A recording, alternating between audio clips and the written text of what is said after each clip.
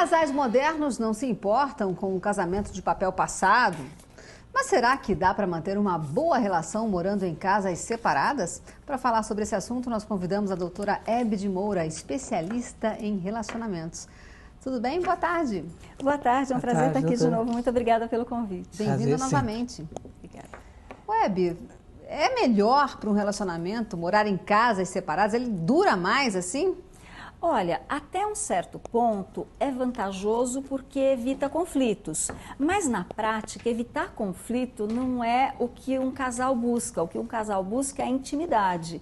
Então, se por um lado facilita de diminuir a questão do conflito, por outro lado dificulta muito a criação de intimidade. Porque eu entendo que é justamente isso, eu entendo como se fosse uma negação da intimidade, né? Sabe o que meu filho falou quando eu comentei com ele sobre o tema? Ele falou, mãe, duas pessoas morarem em casas separadas e se encontrarem é a definição de namoro para mim.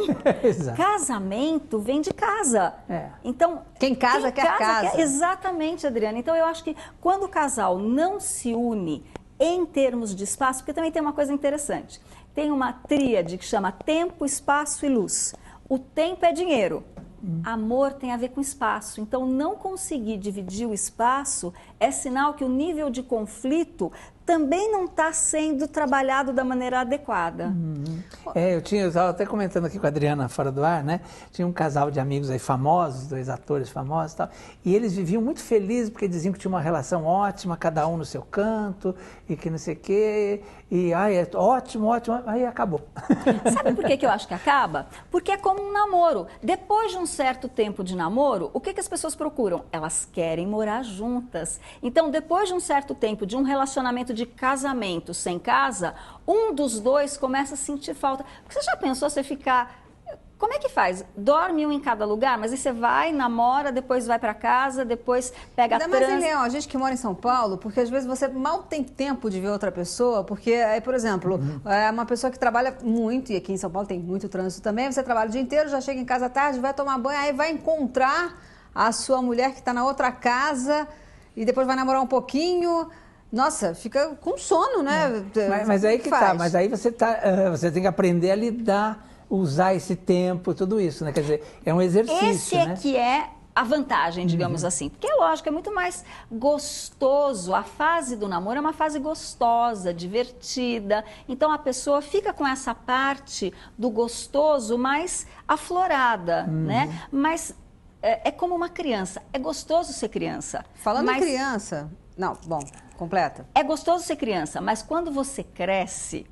É gostoso você ter uma atividade como um adulto, você querer sair, você trabalhar, você ter a sua vida. Então, quando você é criança, é divertido. Quando você é adulto, você já não está mais à mercê do gostoso e do divertido. Você equilibra o divertido com o certo.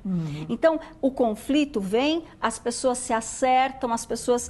entram em harmonia e isso cria intimidade. E é essa intimidade que preserva a duração da relação e não a falta de conflito e a falta de intimidade, porque isso tende a deixar a relação com o tempo mais superficial. E acho que o que a Adriana ia falar era sobre os filhos, né? Porque aí quando quer dizer, tem a questão da criança...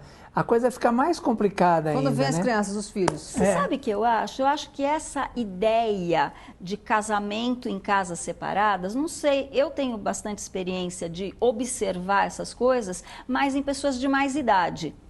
Casais jovens que estão naquela coisa da paixão, do namoro, tendem a querer morar junto, ter os filhos e depois, quando a pessoa já está...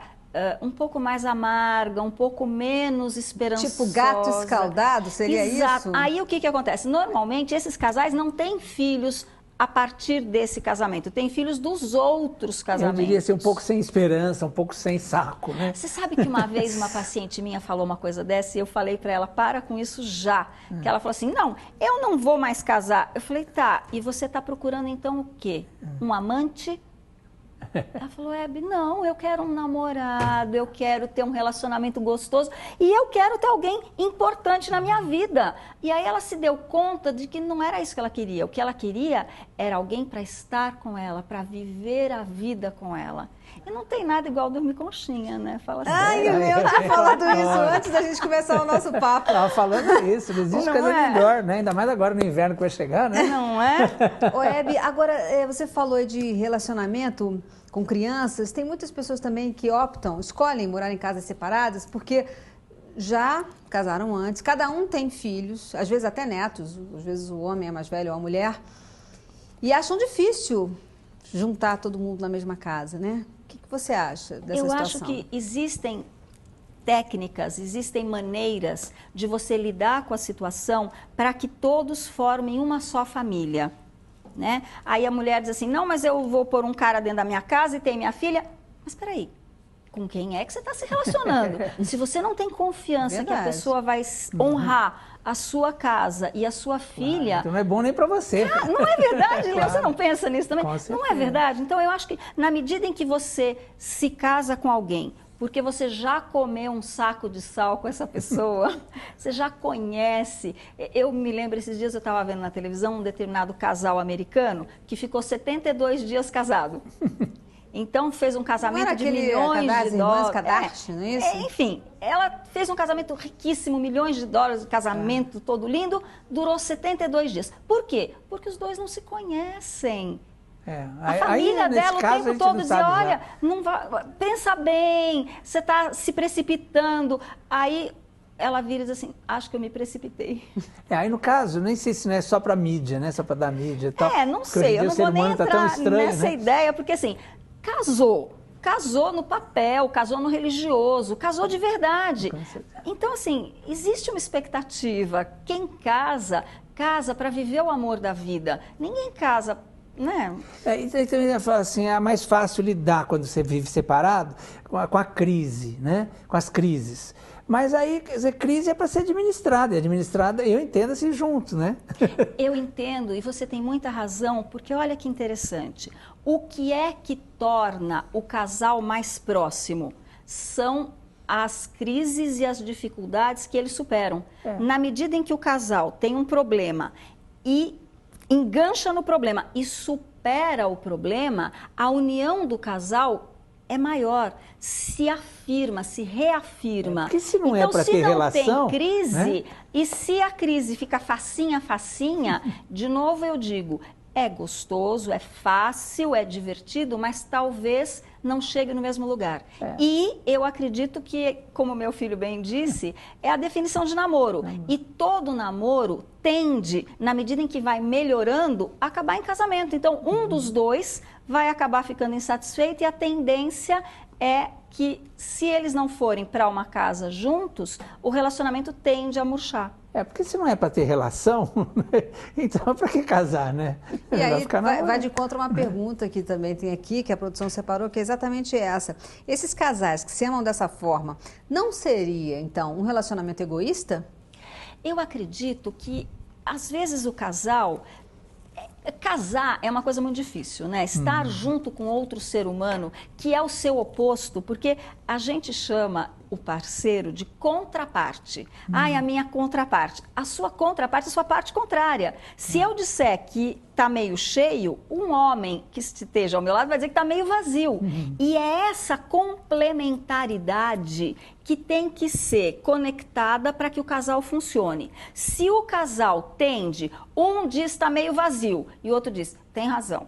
Está meio cheio, você tem razão. Aí a pessoa perde a identidade. Então, um dos motivos pelos quais as pessoas usam o casamento de casas separadas é pelo medo de perder a identidade. Então, eu não sei se chamaria isso de egoísmo ou se chamaria isso de uma tentativa de proteção da própria identidade. Você não acha que tem algumas coisas assim... Por exemplo, porque, na verdade, casar é trocar, né? Quer dizer, é você se misturar e tal e poder crescer a partir disso. Agora, acho que as pessoas estão com muito medo, eu tenho essa sensação que o ser humano está com muito medo de amar profundamente, de se entregar para a relação, né? Eu acredito nisso. Eu acredito que na medida em que você entra em contato com alguém, eu sou eu. Quando eu converso com você, quando eu converso com a Adriana, eu sou outra pessoa. Eu já não sou eu. Eu sou eu modulada pelo que eu tenho com você. Então, se você me trata bem, eu sou uma pessoa legal. Se você me trata mal, eu vou ficar na defensiva, eu vou tentar me proteger. Então, quando você está com um parceiro, você você tem que se manter íntegro, você mesmo, mas você tem que permitir que haja essa modulação. E eu acho que as pessoas não sabendo lidar com essa divisão entre o ser eu e o estar com o outro e ter uma personalidade alternante entre o eu e o estando com o outro, é que as pessoas estão com medo. E nada melhor do que para lidar com isso do que a intimidade, né? Assim. Eu acho que a intimidade é que proporciona, mais do que isso, eu acredito que do prazer que o casal sente, do prazer íntimo do casal, é que nasce a força, a vontade de lutar para manter a relação. Hebe, e se a pessoa tem medo da intimidade, ora, afinal de contas, para que você vai casar? Eu acho que é difícil, né? Porque existe o desejo, existe a cobrança social, mas mais do que tudo tem que haver a integridade. Se você é uma pessoa íntegra, a tendência natural é quando você se integrar com o outro, manter a sua integridade. Tá bom. Obrigada, hein, pela sua presença. Eu que agradeço. Obrigado. Obrigada.